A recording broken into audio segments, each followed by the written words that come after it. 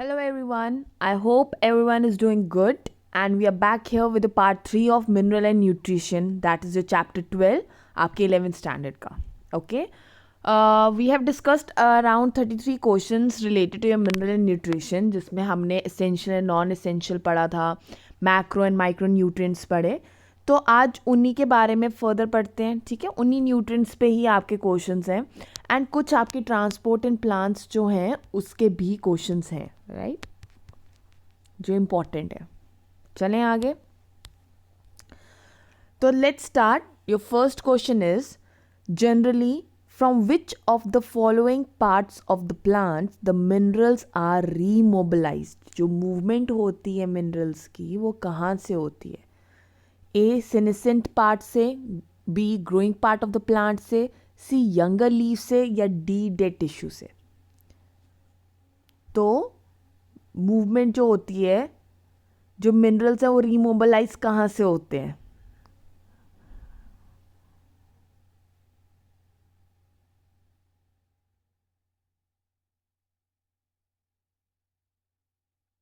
So your correct answer is a senescent parts. Fine. Senescent parts जो होते हैं plant के वो बेसिकली रीमोबिलाइज होते हैं. क्यों? अब ये क्यों होते हैं? क्योंकि मोस्टली जो सेनेसेंट पार्ट्स जो होते हैं वो वैसे भी उनकी डेथ होने लगती है या तो डेड होने लगते हैं. ठीक है, तो उनका कोई यूज़ ही नहीं होता. There is no use of these parts of the plants. Okay, so basically अब इसमें जो मिनरल एलिमेंट्स होंगे उनका कोई काम ही नहीं है. ठीक है,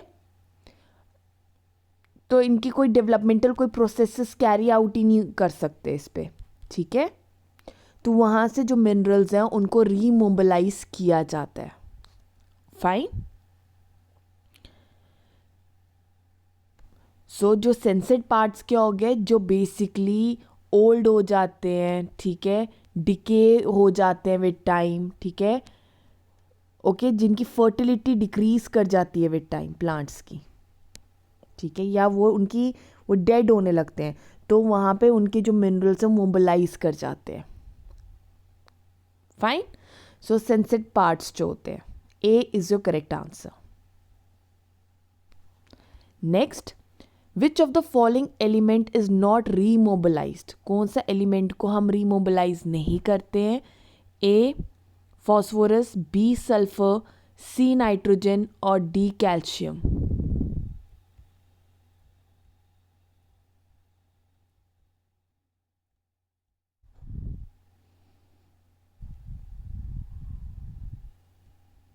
So your correct answer is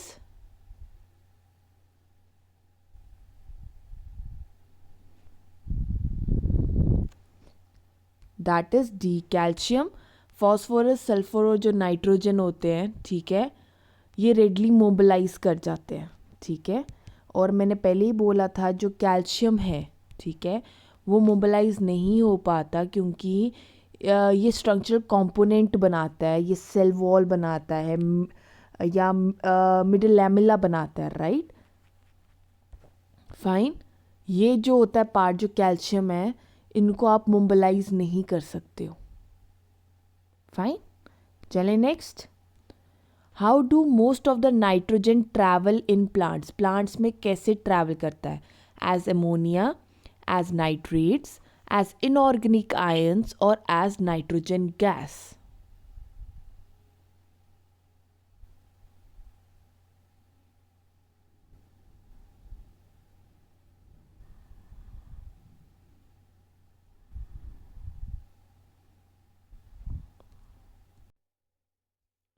So your next question is, which of the following carbohydrates act as a food for the plants. इनमें से कौन सा कार्बोहाइड्रेट है जो act करता है as a food for the plants? That is A glucose, B sucrose, C mannose और D lactose.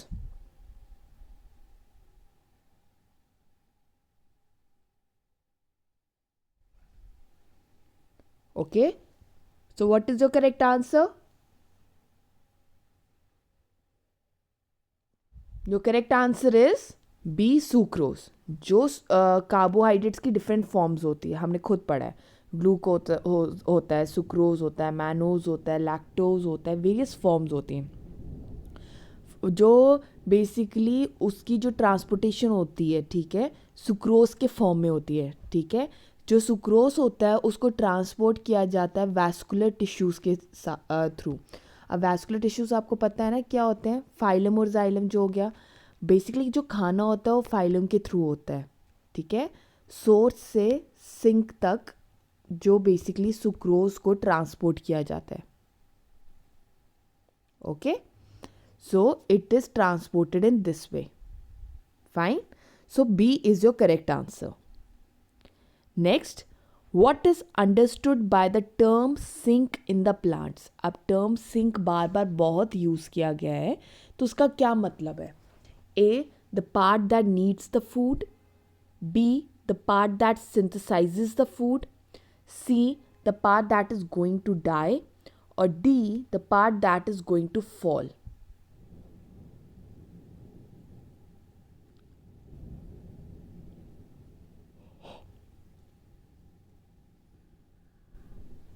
Okay, so your correct answer is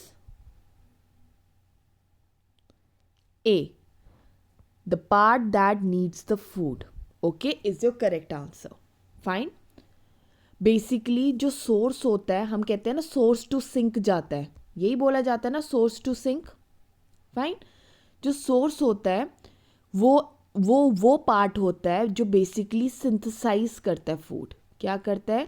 synthesise करता है फूड, ठीक है, जैसे लीफ। फाइन। और सिंक क्या हो गया? वो पार्ट जो नीड करता है या जिसको खाना चाहिए या जो स्टोर करता है फूड को। फाइन। बट ये रिवर्स हो सकते हैं अपने एक्शंस में, वो डिपेंड करता है कि वो कौन सा सीजन है या जो प्लांट्स की नीड्स होंगी। Fine. So A is your correct answer. Okay, चले next. Next question is what is the direction of the food in the phloem? A, bidirectional, B, unidirectional, C, tridirectional और D, non-directional। आपने पढ़ा होगा xylem और जो phylum है ना, इन दोनों के बारे में पढ़ा है कि ये यूनिडायरेक्शनल और ये बाई डायरेक्शनल्स होते हैं, ये टर्म्स हमने पढ़ी हुई हैं। So you have to let me know कि जो फाइलम होता है, जो डायरेक्शन होता है खाने की, वो क्या होता है। सो correct answer is a, by directional. ठीक है, जो डायरेक्शन होती है खाने की वो क्या होती है? That is by directional. जो लीव्स है ना, ठीक है, वो क्या करते हैं? खाना सिंथेसाइज करते हैं, खाना बनाते हैं ना, जो लीव्स होती हैं। अब ये जो खाना है, ठीक है, इसको ट्रांसपोर्ट भी तो करना है ना। अब वो ट्रांसपोर्ट क्या होता है? या जो ऑर्गेनिक मटेरियल्स जो होते हैं उनको ट्रांसपोर्ट करना होता है, ठीक है। वो किसको ट्रांसपोर्ट करना होता है? शूट सिस्टम को, जो ऊपर का पार्ट है, ठीक है, as well as root apex को भी तो करना है, जो ऑपोजिट डायरेक्शन में होता है। रूट होती है नीचे और जो लीव्स हैं, है ना, स्टेम है, वो शूट सिस्टम जो है वो ऊपर की तरफ होता है। तो इट इज बाई डायरेक्शनल, मतलब नीचे की तरफ भी आएगा और ऊपर की तरफ भी जाएगा। So it is considered as bidirectional. So A is your correct answer. जब हम वही चीज़ जाइलम की पढ़ते हैं तो जाइलम क्या है? यूनी डायरेक्शन, जिसमें मूवमेंट होती है पानी की, जो रूट्स की तरफ से ऊपर की तरफ जाता है, वो ऑपोजिट डायरेक्शन में कभी भी नहीं जाता। खाना सबको चाहिए, ठीक है, जो बाई डायरेक्शनल है, पर जो जाइलम में जो वाटर की मूवमेंट होती है that is unidirectional. Okay, so A is your correct answer. Which of the following is not a pool for nitrogen cycle? A, atmosphere, B, ocean, C, soil or D, biomass?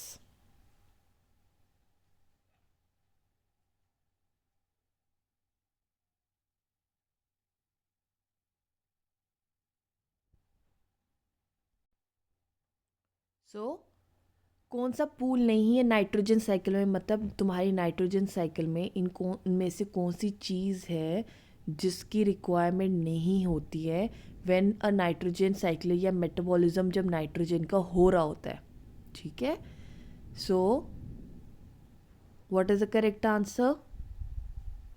Your correct answer is B, ocean. ठीक है. Oceans जो होते हैं वो reservoir नहीं होते हैं, they are not the reservoir of nitrogen. Okay. ये कंटेन करते हैं nitrogen in the form of deposits. Okay. जो तुम्हारा एटमॉस्फेयर है, सॉइल है, बायोमास है, ठीक है, ये पूल्स होते हैं नाइट्रोजन के, मतलब देखे कंटेन अबंडेंट ऑफ नाइट्रोजन. ठीक है. और इनमें एक्सचेंज भी होता है नाइट्रोजन का among each other. Fine. So what is your correct answer? That is B, ocean. This is not the pool for nitrogen cycle. ठीक है. अब मैं इसके बारे में ऑलरेडी बता देती हूँ. जब एक नाइट्रोजन साइकिल की बात की जा रही है, ठीक है, थोड़ा सा ब्रीफ दे देती हूँ. जो तुम्हारा मॉलिक्यूलर नाइट्रोजन होता है ना, उसको आप ना डायरेक्टली यूटिलाइज नहीं कर सकते हो. ठीक है. इसको ना डायरेक्टली नहीं यूटिलाइज किया जा सकता. ठीक है. तो इसको ना कंबाइन किया जाता है कुछ चीज़ों के साथ, जैसे कार्बन के साथ, हाइड्रोजन के साथ या ऑक्सीजन के साथ. ठीक है. कि इसको यूटिलाइज करने से पहले इनके साथ कंबाइन किया जाता है. ओके. अब इनको एक्सप्लेन किया गया है, आपने ऑब्वियसली पढ़ा ही होगा 4 हेडिंग्स के अंडर. एक होता है नाइट्रोजन फिक्सेशन. फाइन. फिर आपने पढ़ा होगा एमोनिफिकेशन. नेक्स्ट आता है नाइट्रिफिकेशन.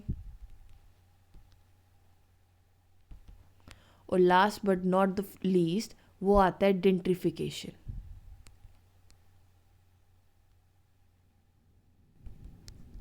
ठीक है. तो क्या है? Nitrogen fixation, ammonification, nitrification and denitrification. इन 4 के हेडिंग्स के अंडर हम एक नाइट्रोजन साइकिल पढ़ेंगे, है ना. सबसे पहले आता है नाइट्रोजन फिक्सेशन, है ना.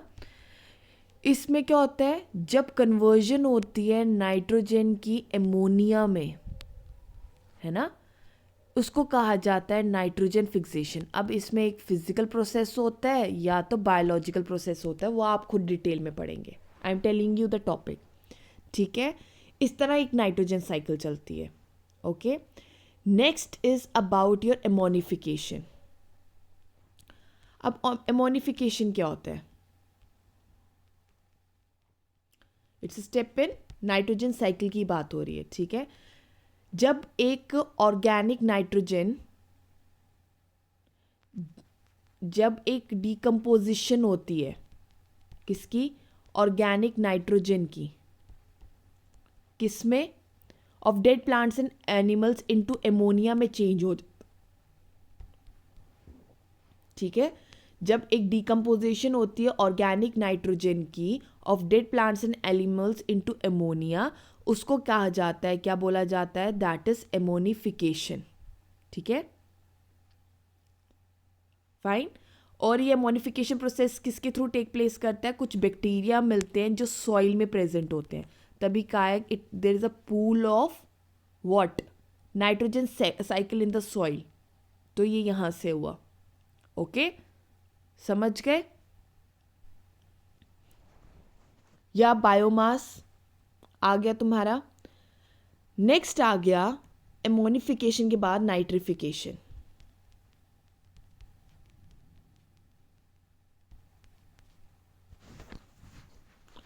अब कुछ क्या होता है, एमोनिया कुछ जो होता है ना, ठीक है, वो क्या होता है? वॉलेटिलाइज हो जाता है. ठीक है. भाप की तरह बन जाता है और वो क्या करता है? री एंटर करता है एटमॉस्फेयर में. और फिर उसका मोस्ट ऑफ द कन्वर्ट हो जाता है, जो एमोनिया होता है वो किस में कन्वर्ट हो जाता है? नाइट्रेट में, बाय द सॉइल, बैक्टीरिया की वजह से. फाइन. सो उस प्रोसेस को कहा जाता है nitrification.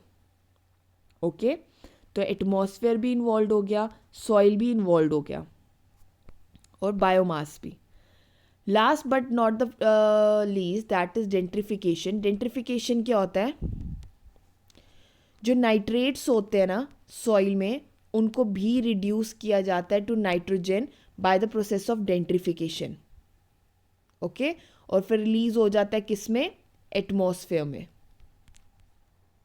Okay, and different bacterias involve होते हैं इसके लिए. सो दैट इज वाई जो pool of nitrogen cycle take place in atmosphere, soil and biomass. और कौन सा पूल नहीं है? That is ocean. So B is your correct answer. Okay, let's go to the next question. दो तुम्हें statements दिए हैं, यू हैव टू टेल कि दोनों ट्रू हैं या दोनों फॉल्स हैं, या फर्स्ट ट्रू है एंड सेकंड फॉल्स है, और वाइस वर्सा. ओके, पहली स्टेटमेंट कह रही है कि जो लेग्यूम बैक्टीरिया रिलेशनशिप है, it is an example of symbiotic biological nitrogen fixation. Okay, उन्होंने कहा कि एक होता है लेग्यूम बैक्टीरिया जो रिलेशनशिप होता है, वो किसका एग्जाम्पल है? सिम्बियोटिक बायोलॉजिकल नाइट्रोजन फिक्सेशन का एग्जाम्पल है. Next, the association is represented by formation of root knots.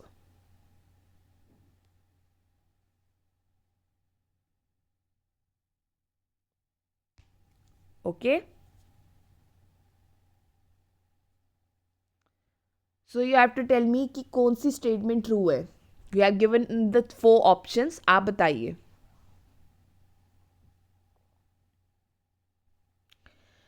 तो बेसिकली जो एसोसिएशन होता है बैक्टीरिया का, बैक्टीरिया कौन सा? राइजोबियम. ठीक है, जो with the roots of rhizobium का होता है with the roots of the legume plant, leguminous plant के साथ उस रिलेशन को सिम्बियोटिक बायोलॉजिकल नाइट्रोजन फिक्सेशन ही कहा जाता है.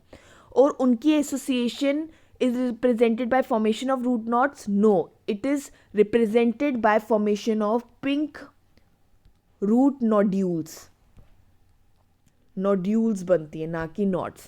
So statement B is wrong and statement A is correct. तो आपका कौन सा आंसर इनमें से सही है? So your option C is correct. That statement A is true but statement B is false. Fine. चले next. What is the first stable product of nitrogen fixation?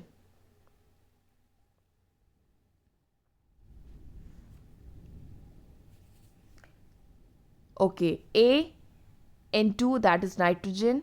B NH3. Okay, so it is nitrogen, ammonia, ammonium और nitrates. तो कौन सा stable product है nitrogen fixation का?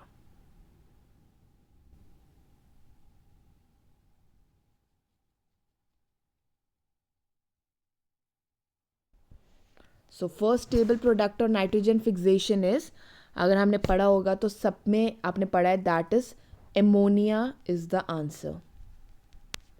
It's the first stable product of nitrogen fixation.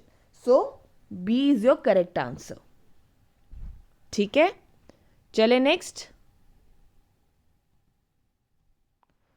Which organism is capable of carrying out denitrification? कौन carry out कर सकता है? A. Nitrosomonas. B. Bigerenicia. C. Pseudomonas. और D. Nitrobacter.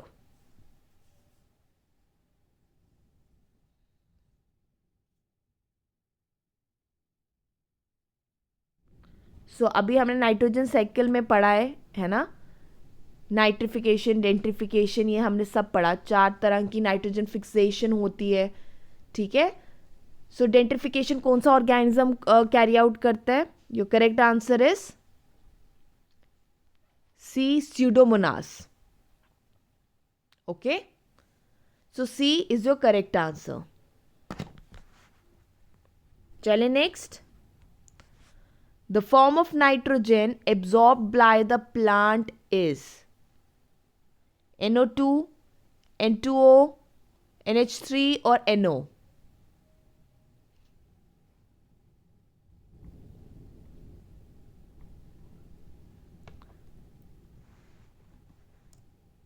So, what is the correct answer?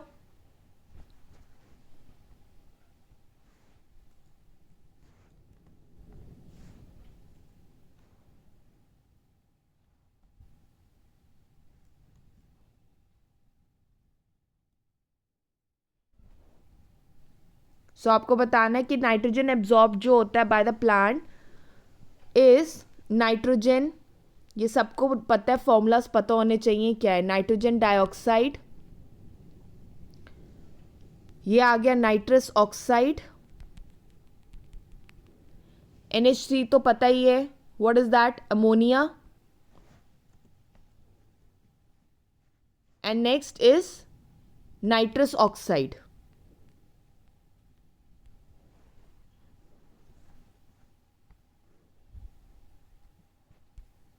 Okay, so 3 option है, nitrogen dioxide, nitrous oxide, ammonia and nitrosonium. Okay, तो किस form में करता है?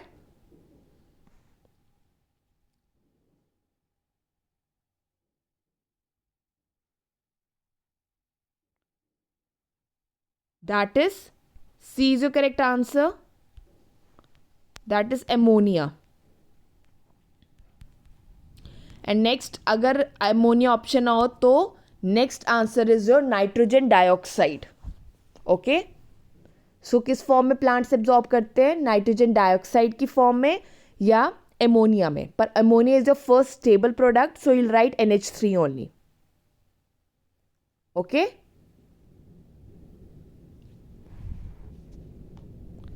next,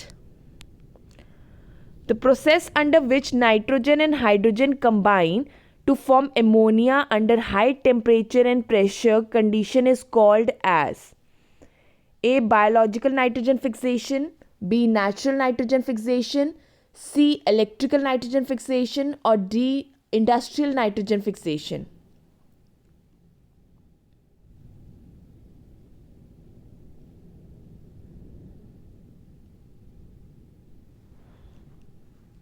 So correct answer is that is industrial nitrogen fixation. जो industrial nitrogen fixation होती है उसमें जो नाइट्रोजन होता है और जो हाइड्रोजन होता है वो कंबाइन करते हैं कि वो एमोनिया फॉर्म कर सकें under high temperature and pressure.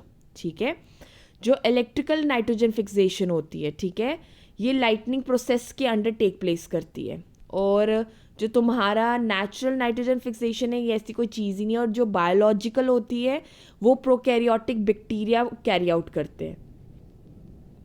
Okay, so what is your correct answer? Your correct answer is D. Industrial nitrogen fixation. Fine. Next question. Which microbe is capable of fixing nitrogen in non-leguminous plant? जो non leguminous plants में कौन सा microbe जो होता है वो nitrogen fixing करता है? A. Bacillus, B. Beijerinckia, C. Anabaena और डी. फ्रैंकिया।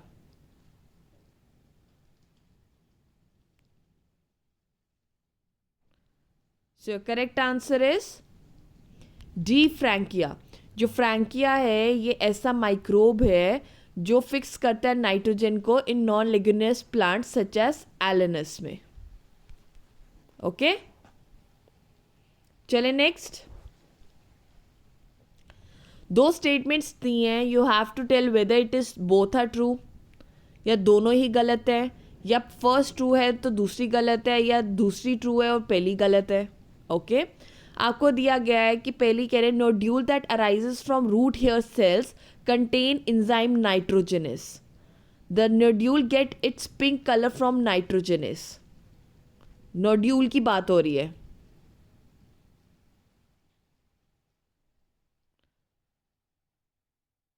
पहले हम इसके बारे में जान लेते हैं कि नोड्यूल है क्या, फिर हम देखते हैं कि इनमें से कौन सा ऑप्शन मैच करता है। जो तुम्हारे नोड्यूल होते हैं ना, ठीक है, उसमें क्या होता है, वो एसोसिएशन होता है बैक्टीरिया और प्लांट रूट्स के बीच में एसोसिएशन होता है ना। और ये राइज कहाँ से करता है, या राइज करता है हेयर सेल से, ठीक है। और ये क्या कंटेन करता है, ये कंटेन करता है एंजाइम नाइट्रोजनेस, जिसकी हम बात कर रहे हैं, and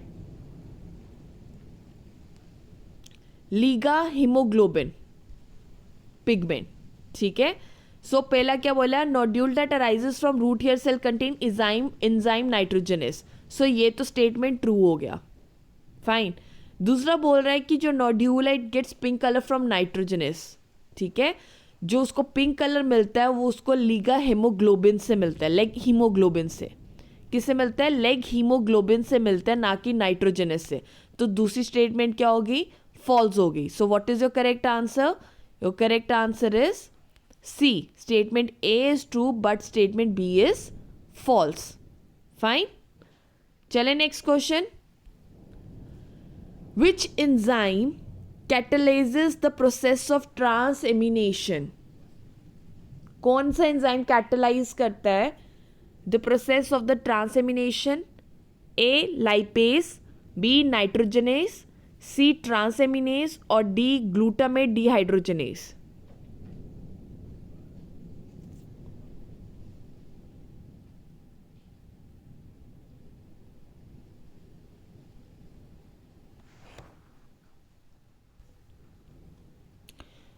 so your correct answer is, transamination का प्रोसेस कौन सा एंजाइम करेगा, ऑब्वियसली सी ट्रांसएमिनेस, ठीक है। ये एंजाइम है जो कैटलाइज करता है प्रोसेस ऑफ ट्रांसएमिनेशन। जो नाइट्रोजनेस है वो रिस्पॉन्सिबल होता है नाइट्रोजन फिक्सेशन के लिए। जो ग्लूटामेट डिहाइड्रोजनेस है वो रिडक्टिव एनिमेशन के लिए रिस्पॉन्सिबल है, एमाइनेशन के लिए, okay. So what is your correct answer, C transaminase, fine. चलिए next question, amides are transported to other parts of the plants through A phloem parenchyma, B phloem companion cells, C xylem vessels और D phloem fibres.